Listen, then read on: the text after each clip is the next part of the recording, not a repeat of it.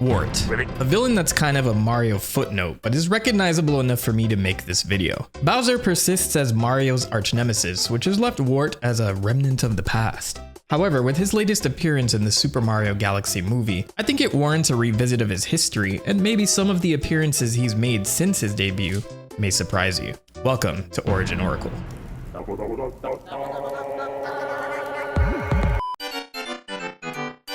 So as many of you probably know, Wart technically didn't debut as a Mario villain, since the Super Mario Bros. 2 we got in North America was a reskinned version of the Famicom title Yume Kojo Doki Doki Panic. They did this because they thought the Super Mario Bros. 2 they released in Japan was too difficult for us in the West, but that may be simplifying their decision a little bit. More on that later. Before we get to the American Super Mario Bros. 2 and Wart's introduction here, we first need to put Doki Doki Panic under the microscope. Yume Kojo Doki Doki Panic, translating to Dream Factory Heart-Pounding Panic, was released for the Famicom Disk System in 1987. The game's plot stars an Arabian-influenced family of four, Papa and Mama, and their son Imogen and his girlfriend Lena. So the game opens with Imogen's twin siblings Poki and Piki reading a storybook until they're just yanked into it by this giant green hand. So it's up to the rest of the family to enter the storybook to save them, and the game kicks off exactly like the Mario Bros. 2 we're all used to. But the game's manual gives a little more insight on this mysterious realm they're in. Within the book exists a land named Mu, home to people brimming with happiness. The weather of this world is determined by the dreams of the inhabitants, so as long as everyone is having wonderful dreams, the days will be pleasant. So using an invention called the Dream Machine, the people of Mu can ensure that their dreams are always good, until they aren't. Enter Mamu. Yeah, this is Wart, but he was originally called Mamu. The biggest troublemaker in all of the realm, who hates the people of Mu, so he tampered with the Dream Machine and uses it instead to pump out monsters like Shy Guys, Sniffits, and these dumb bird things. I can't believe I just realized this thing's wearing a mask. The people of Mu weren't having it, so they rallied together and buried him under the one thing Mamu hates the most, vegetables. So he surrendered. I actually love that these denizens of the storybook are established as people who can roll up their sleeves and beat the shit out of troublemakers when it comes down to it. We need more NPCs like this in games. Anyway, I guess some time passes and Wart manages to snatch these two kids from the real world for whatever reason. So it's interesting to me that Wart has the ability to reach into another dimension like that.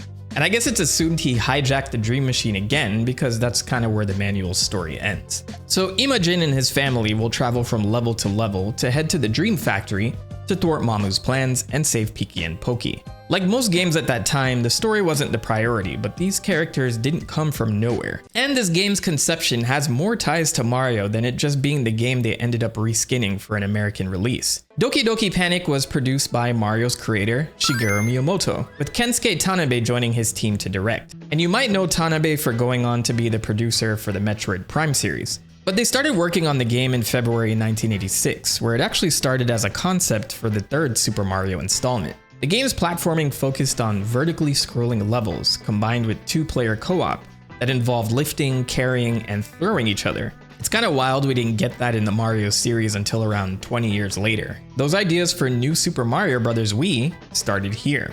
But apparently this wasn't enough for Miyamoto, who pushed for more traditional horizontal movement to make it more Mario-like. And they ended up running into hurdles trying to execute their vision, and the game was suspended as a Mario prototype. So instead of this, Tanabe was instructed to incorporate mascots from an event known as Yume Kojo 87, an event organized by Fuji Television to promote their upcoming programming, breakthrough technology, and other products. And this fictional Arabian family were designed as the mascots. Tanabe has said, quote, "I remember being pulled over to Fuji Television one day, being handed a sheet with game characters on it and being told, 'I want you to make a game with this,' end quote." So with this in mind, Tanabe would end up layering his vertical platformer idea onto those mascots. The rest of the game's characters, like the enemies, Birdo, Mouser, and of course Mamu, were created by Nintendo themselves. The name Mamu is a scrambled version of the word Muma, meaning nightmare in Japanese, but not nightmare in the traditional sense like a bad dream. It more specifically refers to an evil spirit or demon that haunts people in their sleep, a fitting name for a monster ruining the dreams of the people of Mu. And there's a double entendre here with Ma meaning evil and Mu being the name of the realm. So it could be read as the demon of Mu. And Mamu is actually a Mesopotamian goddess associated with dreams. I don't know if this one was intentional, but it's crazy. I love this type of stuff. What I was unable to track down though is the actual person who designed Mamu, and I guess Birdo by extension. Based on the history of the game itself, it doesn't seem like Miyamoto involved himself much with this title after he dropped it as a Mario concept. But it's likely to be the work of Tadashi Sugiyama, who is credited as the game's character designer, also known as the designer for the Ice Climbers, and would go on to be the director of Super Mario Kart and F-Zero X. So I gotta wonder why he doesn't take more credit for designing these characters. But we return back to our family here, who reaches the Dream Factory to take down Mamu, and you'll have to eliminate him with none other than vegetables. Bad guys hate vegetables, so that means they're good for you, kid. So once they defeat Mamu, they save Pokey and Peaky while he's getting carried off and jumped by the people of Mew off screen. So Wart likely feels like a one-off villain for Mario because he kinda is. He wasn't intentionally created to face off with Mario in the first place. But shortly after this game was released in Japan in 1987, Nintendo of America was trying to figure out what the next move was for Mario in the West. By this time, Japan already had a sequel simply known as Super Mario Bros. 2, which is essentially a slightly improved version of the original game with new and more difficult levels, updated graphics, and some new features, like that dreaded poison mushroom here. And while the game was a huge hit in Japan, Nintendo felt this wasn't enough to keep the brand successful in the West. The story goes that Nintendo dubbed Super Mario Bros. 2 as too difficult for American gamers. But part of me feels like this sentiment can easily be misinterpreted as a bunch of Japanese executives thinking American audiences were too stupid and unskilled to beat or enjoy this game. I'll play devil's advocate here. Minoru Arakawa, Nintendo of America's president at that time, felt that they needed a big hit to keep things going, and expressed interest in a game that would be an attention grabber, something new. So I believe they were playing the game for the American marketing machine and tried to avoid coming to audiences with the same thing twice. Sure, it was more Mario levels, but I think they ultimately decided to present something new rather than a very similar game with more challenging levels that may have frustrated the masses. So with that in mind, Arakawa suggested they convert Doki Doki Panic into a Mario game as it was originally intended. So Imagine was modified to become Mario, Lena became Princess Peach, Papa became Toad, and Mama, Luigi. Mama? Mama Luigi? But what remained the same was Mamu and his minions, many of them becoming Mario staples, including the Shy Guys, Ninjas, Pokies, and Bob-ombs to name a few. But with this new coat of paint, the story had to change to fit in Mario and his friends. Here we go again. One evening, Mario had a strange dream. He dreamt of a long stairway leading up to a door. As soon as the door opened, he was confronted with a world he had never seen before, spreading out as far as his eyes could see. When he strained his ears to listen, he heard a faint voice saying, "Welcome to Subcon, the land of dreams. We have been cursed by Wart, and we're completely under his evil spell. We have been awaiting your arrival. Please defeat Wart and return Subcon to its natural state. The curse Wart has put on you in the real world would not have any effect upon you here. Remember, Wart hates vegetables. Please help us." I don't think it's ever revealed who this person is, and it's interesting they say Mario is under some kind of curse because it's never elaborated on to what the effect of that curse actually is. So Mario wakes up and tells Luigi, Toad, and the princess about the dream while on a picnic when they discover a strange cave, and in that cave is the same staircase Mario saw in his dream. They enter the door at the top of the staircase and boom, the game begins. So yeah, the world of Mew was turned into a dream realm called Subcon, with Mamu's name being changed to Wart to fit his frog-like appearance. In the manual, Wart is said to be the most mischievous of all in the world of Dream, and he created these monsters by playing with the Dream Machine, which is kind of glossed over now that the Doki Doki Panic story has been changed. But if you read the description for Shy Guy, you'll also discover their entire group is known as the 8-Bits, a club from evil dreams. But as I said before, story wasn't exactly the priority here, so you'd probably miss all of this context for years if you never read this, because it's not conveyed very well in game either. But when Mario and friends finally face off with Wart, we see the Dream Machine is still here, and the boss battle is pretty much identical with you having to pelt him with vegetables in the same fashion. So once again, Wart is defeated and pummeled to death by the people of Subcon. I would love if we ever return to Subcon that the citizens here keep the same no-nonsense energy. But the game ends with a twist ending revealing that all of this was a dream Mario was having. So this was released exclusively for America for the Nintendo Entertainment System in 1988, and it was a commercial success, becoming the 4th best-selling NES title of all time. So after this success in the West, Japan eventually got their own version of this Mario update in 1992, released for the Famicom as Super Mario USA.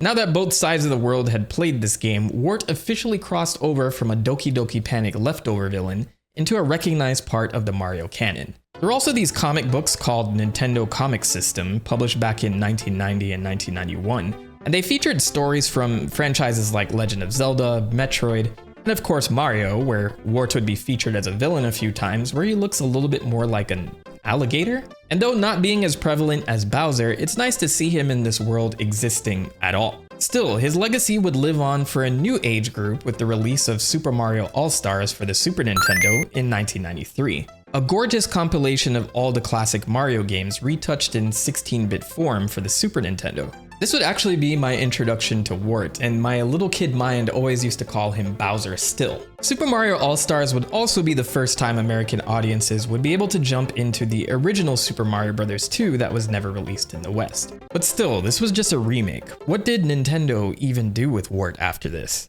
I would say nothing, but that's not necessarily true either. Also in 1993, Wart made this interesting appearance in a different Nintendo franchise, The Legend of Zelda. Link's Awakening was the series' debut on the Game Boy, a standalone story that involves Link washing up on the shore of Koholint Island after a shipwreck. And as Link hangs with the island's denizens and uncovers more about its origins, he discovers the entire island and all its inhabitants are the product of a dream from the entity known as the Windfish.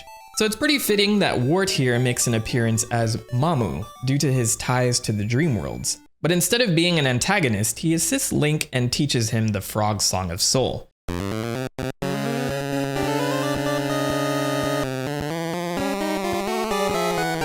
Cool. Though this is a very short cameo, it's nice to see him also get some love in full 3D glory in the 2019 Switch remake of this game. 1993 was a big year for Wart apparently, because aside from his Super Mario All-Stars and Link's Awakening appearances, he also had his own story arc in Mario's long-running manga, Super Mario-kun. They adapted the story of Super Mario Bros. 2 in their own special way. The manga artist Yukio Sawada actually does more than rehash the game, and he capitalizes on Wart being a main villain here. In this story arc, Wart reads the instructions booklet to learn about his own weakness to vegetables, and casts a spell on himself so that they don't work anymore on him. So he's just here gloating and eating them, which is pretty clever in avoiding just telling the story of the game one-to-one. So when Mario and the gang face off with him, he molts out of his skin and becomes this chimera of all the bosses in the game, which, man, I would love to see this as an actual final boss. And they don't manage to beat him here. Wart wishes the hero's power-ups away because it's a dream, and he can do that.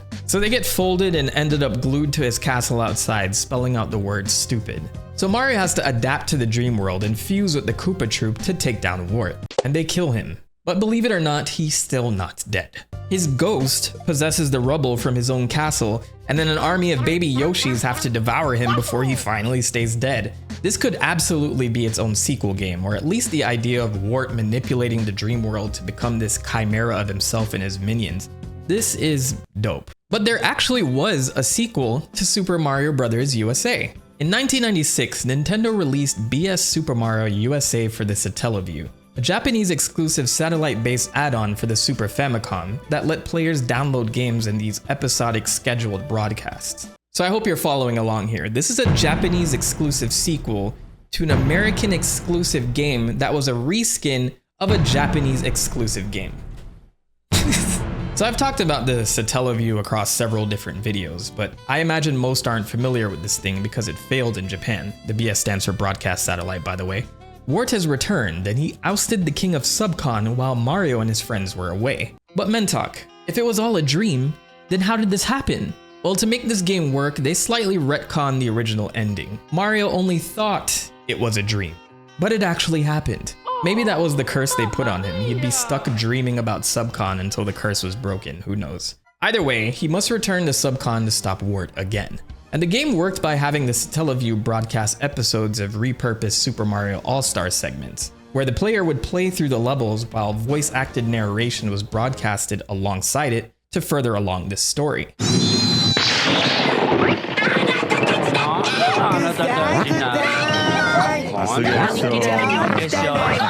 And Wart was voiced by the legendary Toshio Furukawa, known for his roles as Piccolo in Dragon Ball and Ace in One Piece. A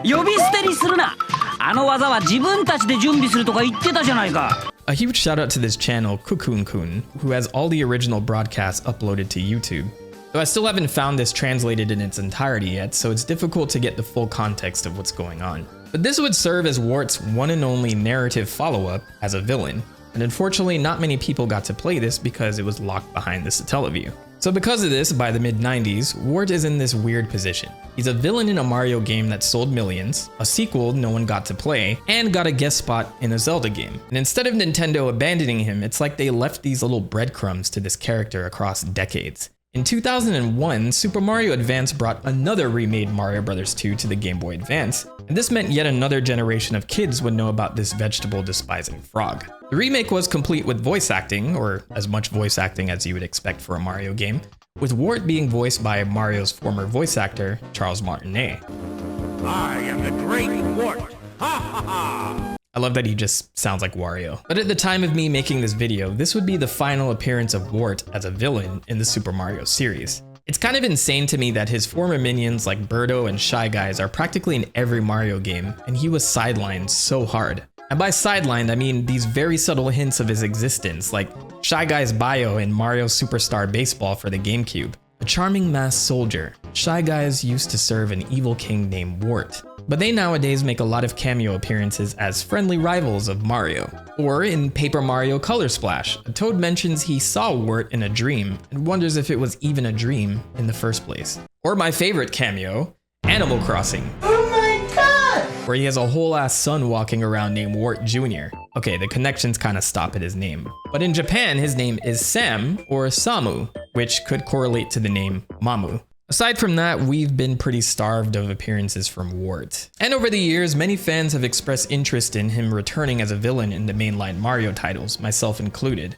But finally, there was a glimmer of hope. He was confirmed to appear in the Super Mario Galaxy movie, and with it released, I couldn't wait to see what they had in store for him. Light spoilers for the movie. Going to regret that. His appearance was very disappointing. So in this movie, Wart seems to exist on a random casino planet and takes on this cliche mafioso style role, with his close minions being Birdo and Mouser. He's voiced by Luis Guzman, who gave zero pizzazz to this character and made him neither comedic or serious, just perturbed, annoyed. I can't even get a read on it. Princess Peach and Toad want to get more information on the whereabouts of Rosalina. And when confronted, Wart sicks his ninjas on her, leading to an extended fight scene, which I guess is a good summary of this movie as a whole. But after being cornered and defeated by Peach, he coughs up some info, and after she leaves, he angrily reports to Bowser Jr.? You just see him upset on a monitor, hinting that he's snitching on her whereabouts and what happened, and then he just never shows up again. And while I believe this was a major mischaracterization of Wart himself, this casino kingpin idea didn't come from thin air. There was another Super Mario manga from the 90s known mainly as Super Mario Kodansha, or KC Mario, which adapted several games into their own story arcs while having a semi-overarching plot. But if you dig into its Super Mario Bros. USA adaptation, which is wacky in itself, the extra chapter after Mario and Peach defeat Wart might surprise you. It's called Gambling at the Casino, where Wart has set up shop at a place called Casino USA and runs it as a front operation with Mouser and Birdo at his side. Sound familiar? So Peach ditches Mario, Luigi, and Toad to attend a party at this casino, and when Mario and the gang arrive, they find Peach getting scooped up by some stud. But turns out this is just Wart in disguise who intended to eat her. So Mario steps in to stop Wart, who agrees to stop if Mario beats him at casino games. But if Mario loses, he has to marry Birdo. Yeah, it's wacky, I know, but overall, this might just be where the whole idea of Wart running a casino comes from in the movie. And I was sad to hear the creator of this manga, Kazuki Motoyama, passed away 5 months ago. Though this manga is not very popular, he brought a lot of color to these characters, and I reference it a lot, so rest in peace to him. And in regards to the movie version of Wart, I'm still pretty disappointed to see he has no ties to Dreams or Subcon at all, and kinda has no purpose after this scene. And it's frustrating, because with all of that said, the potential for an amazing game is here. Subcon is a dream world. You can literally do anything with that. Warped physics, something like the Wonder segments in Super Mario Bros. Wonder, nightmares manifesting in real time, and how would Bowser and Wart coexist? Are they rivals? Do they try to out-villain each other? I'd like to say I was happy to see Wart in the Galaxy movie because it could potentially be the start of something. You know, Nintendo uses these films to help market their games, but I don't know if they hyped him up enough to be a villain in a brand new title. So what about his appearance in a sequel movie then? When questioned about a potential future appearance from Wart in another Mario movie, Luis Guzman said, quote, "I would like for him to continue on as a baddie. That's how my little people refer to him to me. Be a baddie, Pop, be a baddie." Throughout the history of Super Mario, Wart has been a character that people have been waiting on. And the fact that he shows up, my understanding is people are over the moon about it. Well, I'm not holding my breath for Wart to return at all. So for now, Wart remains what he's been since the 80s, a villain with one real appearance, and yet a ton of unrealized potential. But I would love if Nintendo proved this video wrong in the very near future. A huge shout out to my patrons on Patreon and my members on YouTube. I truly appreciate your support, and I'll see you all next time.